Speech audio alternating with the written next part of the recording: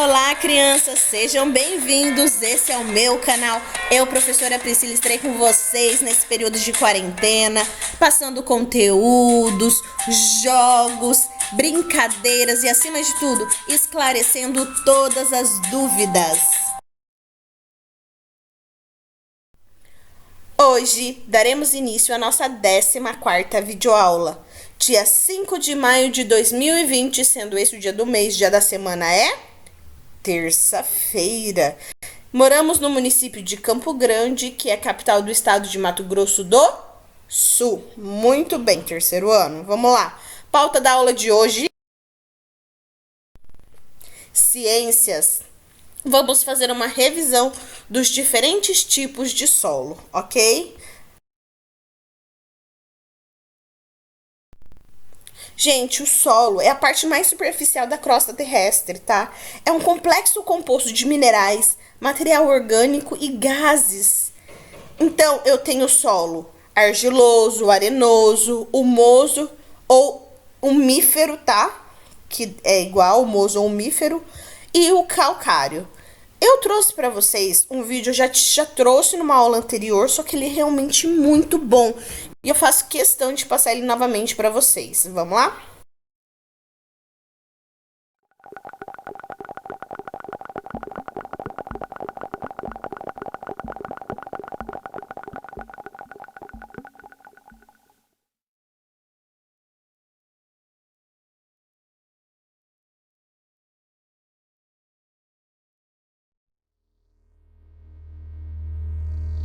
Não enxergamos. Andamos por cima dele, o pisamos todos os dias. Mas, na verdade, nós precisamos dele, como o ar que respiramos. Já chegou a hora de conversar sobre o solo, e já é a hora de proteger o solo. Sem ele, não há vida. Ele nos alimenta, e nós somos responsáveis pelo que ocorre com ele. O solo é formado pela lenta decomposição das rochas, através do sol, dos ventos, da chuva, animais e plantas. São necessários 2.000 anos para criar apenas 10 centímetros de solo fértil, apenas 10 centímetros em 2 milênios. Solo que nós desgastamos em poucos anos e que é irrecuperável. As florestas e as plantas protegem o solo. Mas, a cada ano, 13 milhões de hectares de florestas são desmatadas e se faz uma exploração inadequada da terra. Ademais, vemos a expansão dos monocultivos e da agricultura em terrenos inclinados. Depois da colheita, terrenos são deixados sem proteção ou cobertura, e isso acelera enormemente a erosão. E assim, levado pelo vento e pela chuva, perdemos 24 bilhões de toneladas de solo fértil apenas no ano de 2011, o que equivale a uma perda de 3,4 toneladas por cada habitante do planeta, incluindo as crianças e os idosos. Hoje, danos relacionados à erosão dos solos custam $70 por ano para cada um de nós, um custo de 490 bilhões de dólares em todo o mundo. Uma cifra inimaginável. Nossas cidades também crescem rapidamente. Na Europa, cada ano se transforma em um espaço urbano, uma superfície do tamanho de Berlim. Metade destes solos são selados, um solo onde nada mais poderá crescer. Mas solos férteis são finitos e, portanto, têm um valor incalculável. Investidores e governos já perceberam isso. Uma corrida para os solos ao redor do mundo já começou. A apropriação de terras, frequentemente com meios e propósitos questionáveis. Milhões de hectares de terra mudam a cada ano de dono, com o preço de deixar muitas pessoas sem sustento e famílias desamparadas. Muitos destes são os mais pobres dos pobres. E como não possuem alternativas, acabam por desmatar a floresta porque precisam de terra para sobreviver. Mais do que nunca, precisamos de solos férteis e saudáveis. De acordo com projeções, a superfície agrícola disponível por habitante ano se reduzirá pela metade até 2050. Mas neste momento, 1 bilhão de pessoas irão para a cama com fome todas as noites.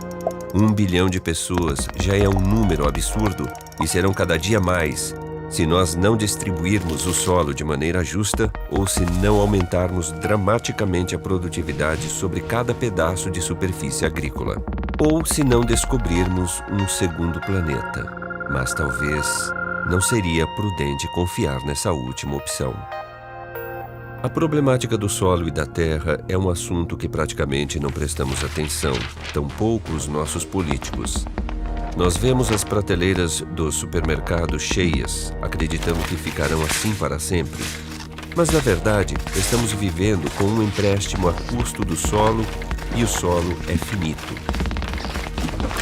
Estamos tirando dinheiro de uma conta a qual nunca fazemos nenhum depósito.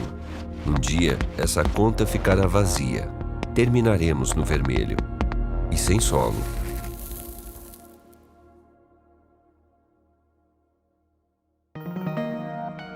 Mas a boa notícia é que sabemos o que fazer para que nossos filhos tenham solo no dia de amanhã.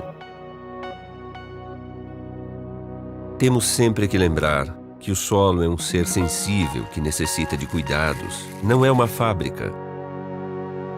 O solo é um direito de todas as pessoas, e este direito precisa ser garantido por leis.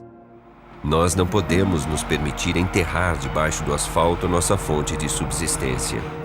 A solução está em nossas mãos. Precisamos abrir os olhos e encontrar formas práticas de aplicar nossos conhecimentos para que um dia não percamos o chão debaixo de nossos pés.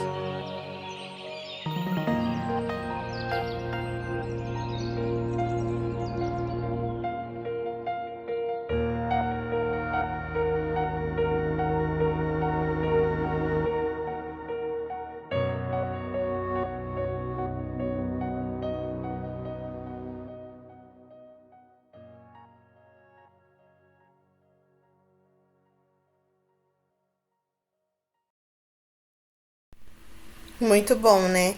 Agora vamos relembrar quais os tipos de solo que nós temos. Nós temos o solo arenoso, tá? Que é um solo muito permeável, ele deixa a água passar com facilidade, o que dificulta o desenvolvimento da vida vegetal.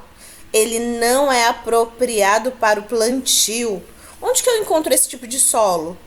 Em praias ou dunas.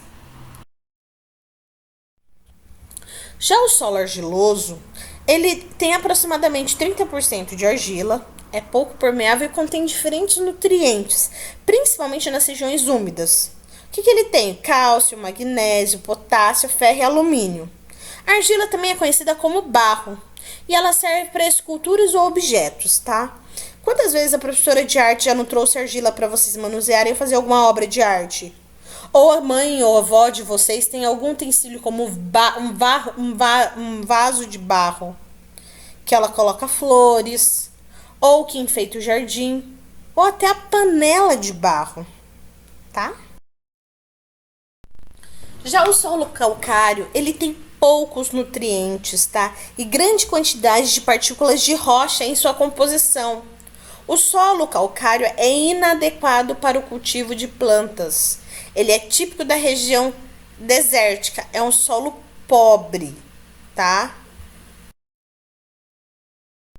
Já o solo umífero, ele é o melhor que tem. Por quê? Porque ele é aproximadamente 10% de humo, é um solo arejado, permeável e muito fértil, tá? Principalmente para a vida vegetal.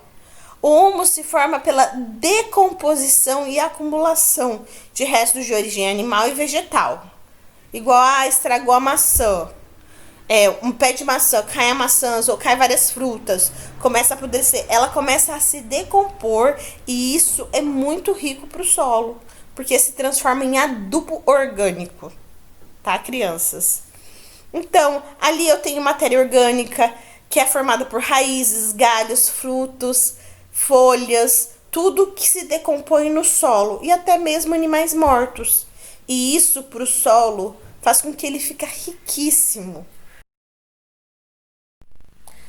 Caderno de atividade, página 28. Façam a leitura comigo. Eu não quero que vocês apenas me ouçam, me escutem. Eu quero que vocês leiam junto comigo. Acompanhem a leitura, ok? O solo, do latim solo, é um termo que se refere à superfície inferior de certas coisas.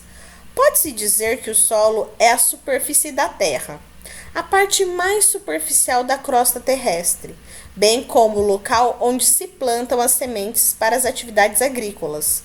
O solo, mais do que simplesmente a camada superficial da Terra, é conceituada como o substrato terrestre que contém matéria orgânica e é capaz de sustentar plantas e vegetais para si em um ambiente aberto, sendo resultante do intemperismo e da decomposição das rochas.